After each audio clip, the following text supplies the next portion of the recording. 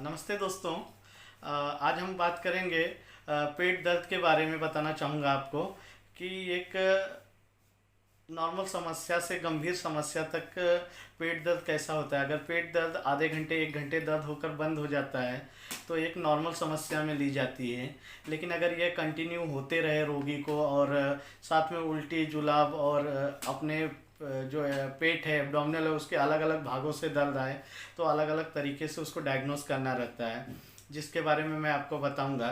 और आर्गन जो होते हैं, जो हमारे पेट के पार्ट हैं, वो एक सिस्टमेटिक तरीके से हम अंदर सजाए गए हैं, जिसके बारे में मैं आपको दिखाना चाहूँगा।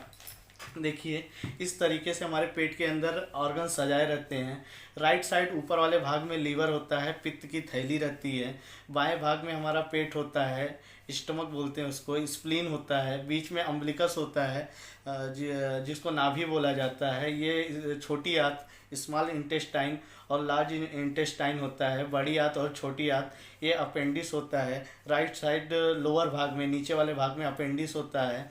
उसी तरह यहाँ पे ब्लैडर हमारा होता है, यूरिन जहाँ पे कलेक्शन होता है, यहाँ पे इनिश होता है।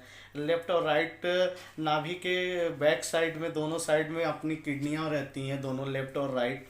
तो इस तरीके से हमको डायग्नोस करना रहता है कि पेशेंट को किस भाग में दर्द हो रहा है और सिम्टम क्या आ रहे हैं। कभी कभी पेशेंट ज़्यादातर आते हैं हमारे पास, बोलते हैं कि इस एरिया में उनको बहुत ज़्यादा दर्द हो रही है, जलन हो रहा है।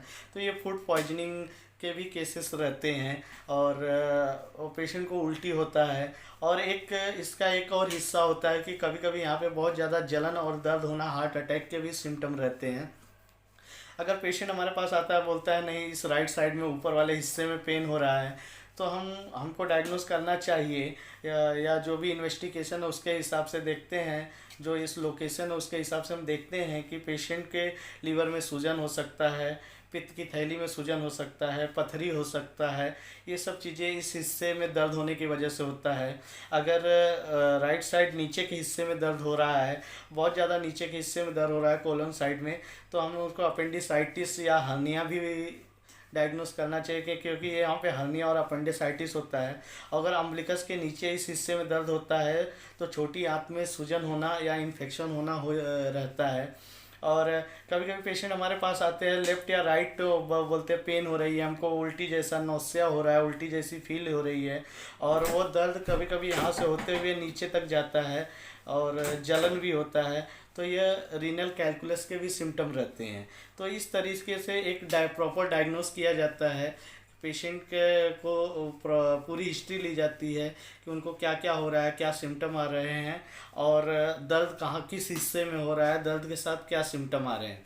तो इस तरह एक प्रॉपर इन्वेस्टिगेशन करके एब्डोमिनल के डिसीज़ को ट्रीट किया जाता है, जिसके लिए कुछ इन्वेस्टिगेशन होते हैं जिसमें सोनोग्राफी किया जाता है, सीटी एब्डोमेन किया जाता है, ब्लड रिपोर्ट में डब्ल्यूबीसी देखा जाता है, एलएफटी में ओटीपीटी और बिलरुबिन देखा जाता है, पित्त की थैली में सीरम अमाइलेस और लाइपेस देखा जाता है पेनक्रिएटाइटिस के लिए। उसी तरह रीनल कैलकुलस के लिए भी एब्डोमिनल एक्सरे में देखा जाता है या सोनोग्राफी या सीटी स्कैन में पता चलता है। तो ये सब प्रॉपर एक तरीका होता है एब्डोमिनल को ट्रीट करने के लिए। कभी कभी अगर इन सब चीज़ों से भी अभी हमें कंफर्म नहीं होता है तो हम इंडोस्कोपी और कोलोनोस्कोपी तक भी जाया जाता है।